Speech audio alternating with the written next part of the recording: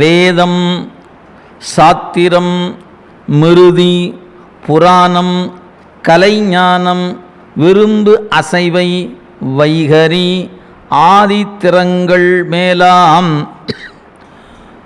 நாத முடிவான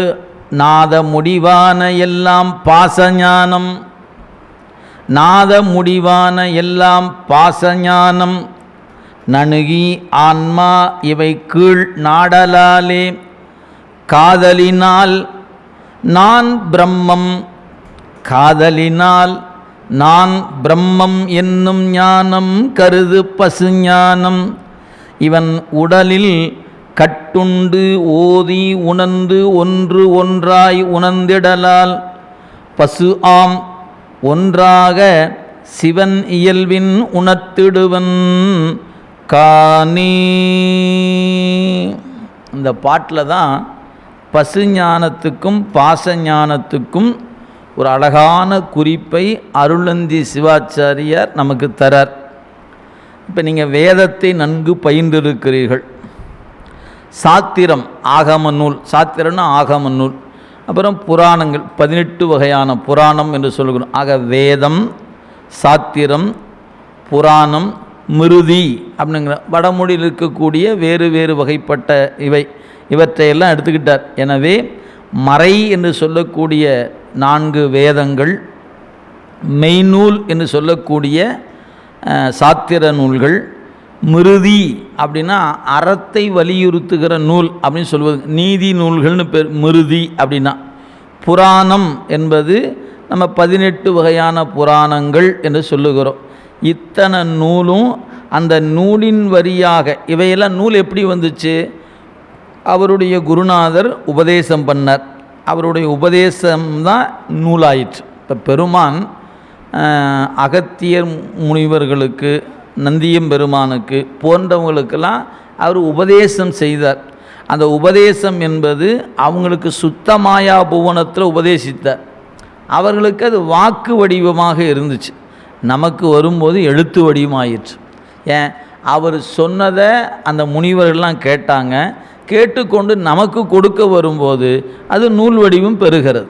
அப்போ நூல் வரும்போது ஓசையிலிருந்து எழுத்து வடிவத்தில் வரும் பொழுது அது நாதத்திலிருந்து தான் எல்லாமே வருது. நாதம் இல்லாமல் எதுவும் இல்லை.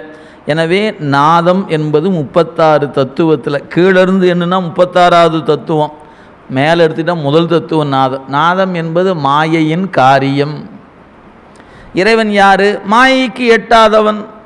அப்போ இறைவன் மாயைக்கு எட்டாதவன்னா வாக்கு வடிவத்தில் எட்டிடுவான் ஐயாவன். நீங்கள் வேதம் சொன்னால் எட்டிடுவார், ஆகமம் சொன்னால் எட்டிடுவார், சுருதி சொன்னால் எட்டிடுவாருன்னா இவை எல்லாமே வாக்கியங்கள் தான். அப்போ இவையெல்லாம் பாச கருவிகளாக அடங்கிடும். அப்போ இறைவன் எதுக்கு கிடைக்க மாட்டான்? பாசத்துக்கு கிடைக்க மாட்டான்.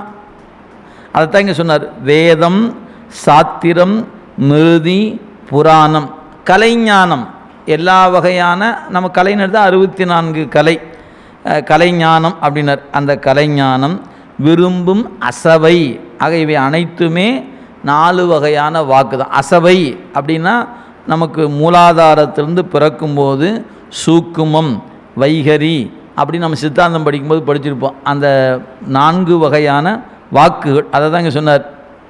அப்படியே உரைநூல் பாருங்கள். மறைகளும் மெய்நூல்களும் அறநூல்களும் அருளாளரின் வரலாற்று நூல். புராணம் என்பதுக்கு அருளாளரின் வரலாற்று நூல்னு கொடுத்துட்டார். சரி, இவை எல்லாம் சொல்ல நூல்களும் மற்றை கலை ஞானம் 64 வகையான கலை, அதற்குரிய நூல்கள் இவை எல்லாமே விரும்புவதற்குரிய அசவா எனும் மந்திரமும். அசவா நடனம் அப்படி ஒரு நடனம் தியாகராச பெருமான் திருவாரூர் ஆடுகிற அந்த நடனம் அசபா நடனம் பேர். அசபை என்று பேர். அசபை அப்படிங்கிற சொல் அது மூச்சு காற்றினுடைய தன்மையே அவ்வாறு அசபை என்று சொல்வதுங்க. அதை குறிக்கக்கூடியதாக அசபா நடனம் என்பதை குறிக்கிற ஒரு வண்ணமாக அசபை என்று குறித்திருக்கிறார். எனவே அசபா எனும் மந்திரம் 4 வகை வாக்குகளும், ஆக சூக்குமம், வைகரி, மத்திமம் அப்படின்னு சொன்னால் படிச்சிருப்போம் இல்லைங்களா? அதை நீங்கள் அப்படியே கணக்கில் வைத்துக்கொள்ள 4 வகையான அந்த வாக்குகள் என்று சொல்லக்கூடிய அந்த 4 வகையான வாக்குகளும். அதுக்கப்புறம் சொன்னார் 4 வகை வாக்குகளும் நிலம் முதலாக நாதம் ஈராக உள்ள தத்துவங்கள். பாடலை சொல்லும்போது பாட்டில் குடிக்கணும், ஆதி திறங்கள் மேலாம் நாதம் முடிவான எல்லாம், நாதத்தின் வரைக்கும் இருக்கிற எல்லாம். அப்போ நாதம் முடிவான எல்லாம்னா நாதம் முடிவு, தொடக்கம் இங்கே இருக்குது நிலம். இப்போ நிலம் தொடங்கி நாதம் வரை 36 தத்துவங்களும் பாசம், அல்லது நாதம் தொடங்கி நிலம் வரைக்குமான தத்துவங்கள் பாசம்னு சொல்லலாம். 2 முறையும் இருக்கிறது. நிலத்தை முதலாக தொட்டால் நாதம் முடிவாயிடும், நாதத்தை முதலாக சொன்னால் நிலம் ஈராக நிற்கும். எனவே நாதம் முடிவான எல்லாம் பாசஞானம். அப்போ எது பாசஞானம்? முதல் பாட்டில் என்ன சொல்லிட்டார்? இதுக்கு முந்தைய பாட்டில் பாசஞானத்தாலும் பசுஞானத்தாலும் நாம் என்ன பண்ண முடியாது, அந்த பதியை பசுஞானத்தாலும் பாசஞானத்தினாலும் இறைவனை காண இயலாது. அவனை காணணும்னா பதிஞானத்தினால தான் காணணும் அப்படின்னு அறிவுறுத்தி இருப்பதை நம்ம பார்க்கிறோம். அப்போ அந்த அடிப்படையை உணர்த்துகிற வண்ணமாக இங்கே சொல்லும் பொழுது இந்த 2 வகை ஞானமும் இறைவனை காட்டாது அப்படின்னு சொன்னீங்கன்னா, அப்போ இந்த பாச ஞானம்னா என்னன்னு சொல்லணும் முதல்ல, அப்புறம் பசு ஞானம்னா என்னன்னு சொல்லணும். அப்போ பாச ஞானத்துக்கு பொருள் சொல்லும் பொழுது நாம் படித்து அறிகிற அறிவு நூல் அனைத்தும் பாச ஞானம்தான். வேதம், ஆகமம், சுருதி, புராணம், கலைஞானம் இவை எல்லாமே பாச ஞானத்துக்குள்ளே அடங்கிடும். சரி, பசுஞானம்னா என்ன? அதுக்கு ரொம்ப சித்தியாரில் இதை விட எளிமையாக சொல்ல இயலாது. பாசஞானத்துக்கும் அழகாக சொல்லிட்டார். பசுஞானம்னா என்னன்னு கேட்டால், நான் கடவுள் என்ற எண்ணம் எப்போது உங்களிடத்தில் தோன்றுகிறதோ அந்த அறிவுக்கு பசுஞானம் என்று பெயர். இப்போ இன்றைக்கி சமய நிலையில் எத்தனையோ பயிற்சிகள் இருக்கின்றன, எத்தனையோ வகையான வகுப்புகள் நடைபெறுகிறது. அந்த வகுப்புகளை கற்றுத்தருகிற கலையினுடைய முடிவு என்னன்னு கேட்டால், நான் கடவுள் என்று எங்கேயாவது நம்மளை சொன்னாங்கன்னா அந்த அறிவு பசுஞானம் என்பதை மறந்துவிடக்கூடாது. அவங்களால எதை சொல்ல இயலாது? நீ வேறு இறை வேறு என்று சொல்ல மாட்டாங்க. நீ தான் கடவுள், கடவுள் தான் நீ என்றுவாங்க. அப்போ அந்த இடம் வரும்போது நமக்கு பெரிய சிக்கல் இருக்கிறது. சித்தாந்த சாத்திரத்தின் அடிப்படையில் இந்த சிக்கல், அவங்களுக்கு இந்த நூலாம் படிக்கலை, அவங்க அதுதான் பெரிது என்று கருதுகிறாங்க. நான் யார் என்ற ஆராய்ச்சியில் நான் பிரம்மம் என்பதே அவங்க அறிவுக்குள்ளே பெரிதாக நிற்கிறது. அப்படி அதை உணர்ந்த உடனே நான் பிரம்மம், நீயும் பிரம்மம், நான் பிரம்மத்தை உணர்ந்திருக்கிறேன், எனவே நான் அந்த பெயர், அந்த மந்திரத்தின் வழியாக, தியானத்தின் வழியாக நானே கடவுளாக நிற்கிறேன், நான் என்னை கடவுளில் பார்க்கிறேன், கடவுளை என்னில் பார்க்கிறேன், எனவே உன்னையெல்லாம் கடவுளாகவே பார்க்கிறேன் போது தான் நானும் பிரம்மம், நீயும் பிரம்மம், எல்லாம் பிரம்மம் என்று சொல்லுகிற அடிப்படை அங்கே வந்துடும். எனவே இது சித்தாந்த கருத்தில் ஏற்றுக்கொள்வதில்லை, இது நமக்கு முரண்பாடு என்று நாம் அதை விட்டு விலகி நிற்கிறோங்க. அதை தான் இங்கே சொன்னார். அதை எப்படி, அந்த சொல் எப்படி பயன்படுத்துகிறார் பாருங்கள். இவையெல்லாம் பாசஞானம். சரி, ஒருவாறு இதை கொஞ்சம் தப்பிச்சு வரன்னு வச்சுங்களேன். வேதம், ஆகமம் இதெல்லாம் ஓசையால் வருவது, ஓசை என்பதனால நாதம், எனவே நாதத்தை கடந்த இறைவனை நாதத்தில் பிடிக்க முடியாது.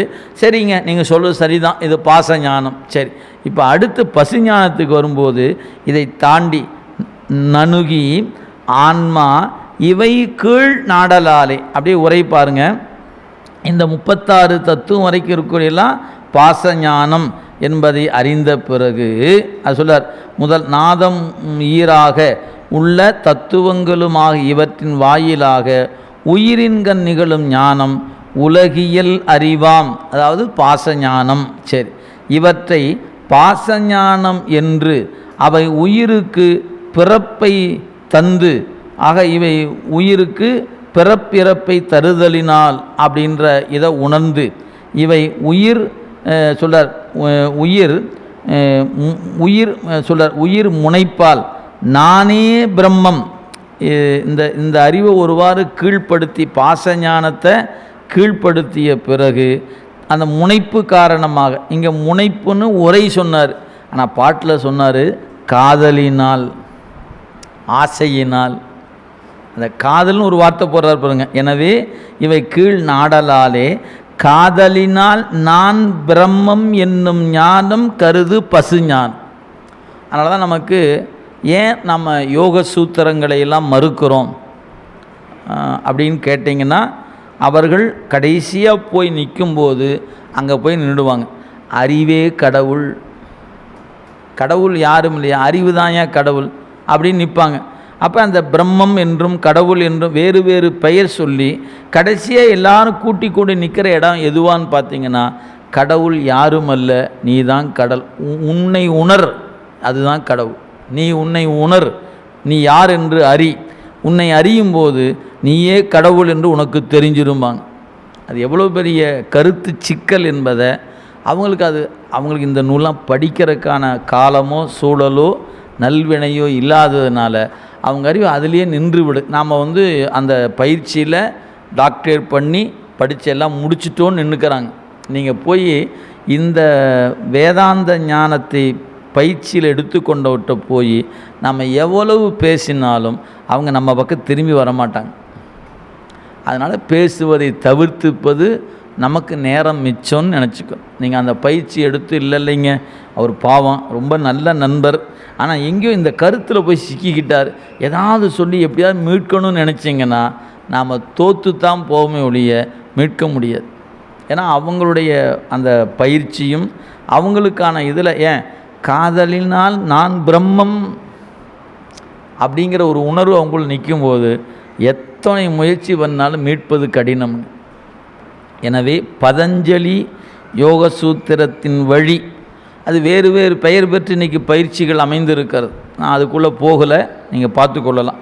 அந்த சூத்திரத்தை அடிப்படையாக கொண்டு யாரெல்லாம் பயிற்சி தருகிறார்களோ அவர்களெல்லாம் கடைசியாக போய் நிற்கிற இடம் எதுன்னு கேட்டால் கடவுள் என்பது நீதான்ருவாங்க.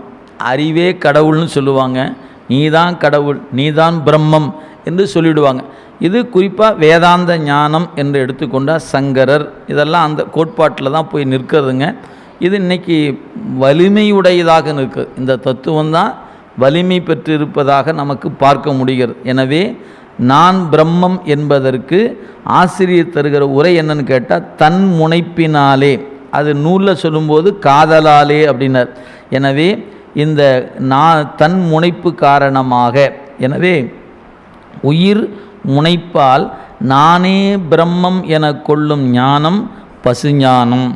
எனவே நீங்கள் பாசஞானம் பசுஞானம் என்பதற்கு இதுகாரும் வேறு வேறு நூலை படித்து என்னங்க ஒரே லைனில் நமக்கு புரிய மாட்டேங்குது அப்படின்னு நினச்சிங்கன்னா, நாத வடிவத்தின் வழியாக உருவாக்கப்பட்டிருக்கிற அத்தனை நூலும் பாசஞானம். நான் கடவுள் என்று கருதுகிற ஞானம் பசுஞானம். அவ்வளோதான் விஷயம். நீங்கள் பசுஞானத்துக்கு வேறு பொருள் வேறு வேறு வகையாக சொல்லியிருப்பாங்க. அதை விட நெஞ்சில் ஆழமாக தைக்கக்கூடிய ஒரு சொல் நான் கடவுள் என்று கருதுவது பசுஞானம். அப்போ இந்த நான் கடவுள் என்று கருதுகிற ஞானம் கடவுளை காட்டுமா என்ன? காட்டாது. அது நானே கடவுள்னு ஆகி போச்சு. அப்புறம் கடவுளை போய் எங்கே போய் காண்பது? நானே கடவுள்னு கண்டுபிடிச்சிட்டேன்னு பிறகு நான் போய் கடவுளை தேட போகிறேன்னா என்ன? இல்லை. அதனால் அந்த ஞானம் இறைவனை காட்டாதுன்ட்டார். சரி, அப்போ இந்த ரெண்டும் பயன்படாது. அப்போ வேறு எப்படி தான் காண்பது அப்படின்னு கேட்டால், இப்போ பாட்டில் சொன்னார் இல்லைங்களா, கருது பசுஞா இவன் உடலில் கட்டுண்டு ஓதி உணர்ந்து ஒன்று ஒன்றாக உணர்ந்திடலால் சொல்லார் பசு ஆம். இப்போ நம்ம எதை அறிஞ்சோம், எப்படி அறிஞ்சோம் அப்படின்னு கேட்டால் ஒன்றொன்னா தான் அறிஞ்சோம். ஒரே நாளில் மொத்தத்தையும் நம்ம அறிஞ்சு கொள்ளலை.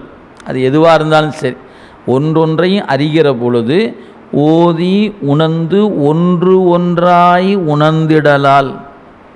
இப்போ பிரம்மத்துக்கு நமக்கு என்னையா வேறுபாடு? பிரம்மம் ஓதாது உணர்வது. நாம் ஓதி ஓதி பார்க்குறோம், உணர்ந்த பாட்டைக்கான் இல்லைங்களா? எத்தனை முறை படித்தாலும் படித்த மாதிரி தான் இருக்குது, பரிட்சை அறிவில் ஏற மாட்டேங்குது.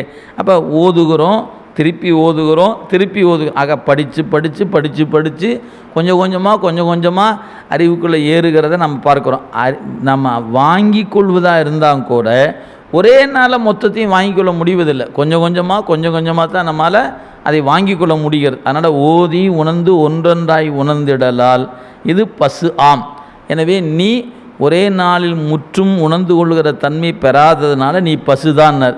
ஒன்றாய் சிவன் இயல்பின் உணர்த்திடுவன் காணே. ஏதாவது உரையில் சொல்லார் பாருங்க. எனவே உயிர் பருமையும் நுண்மையும் ஆய உடல்களில் கட்டுண்டும் உணர்த்த உணர்ந்தும் பொறிகள் துணை கொண்டு ஒவ்வொன்றாக உணர்ந்து வருதலால் உயிர் முற்ற உணரும் உணர்வை உயிர் முற்ற உணரும் உணர்வற்ற பசுவாம். எனவே இது உணர்த்த உணர்வது தான், கருவி வழியாக உணர்வது தான். அது கருவி வழியாக பெற்றாலும் கூட ஒரே நாளில் உணர்வதில்லை, மெல்ல மெல்ல அறிவது. இதெல்லாம் உயிரினுடைய இலக்கணம்ட்டார். எனவே இறைவன் இயல்பாகவே எல்லாவற்றையும் முற்று அறியும் அறிவினன். அதனால் இறைவனை சொல்லும் முற்றறிவினன். அவனுடைய 8 குணங்களில் ஒன்று முற்றறிவினன் என்று பேருங்க. அப்படின்னா ஓதாது உணர்பவன் பேர். நமக்கு அந்த இடம் நம்ம அறிவில் இல்லை. ஆதலின் அவன் பதியாம். எனவே ஆதலின் பதியெனப்படும் இறைவன் பாசஞானத்தாலும் பசுஞானத்தாலும் அறிதற்கு அறியவனாம்.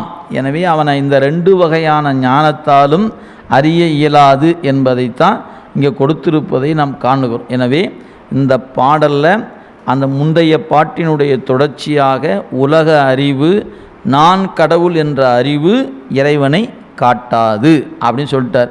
அதனுடைய தொடர்ச்சி தான் அடுத்த பாடல். பாருங்கள்.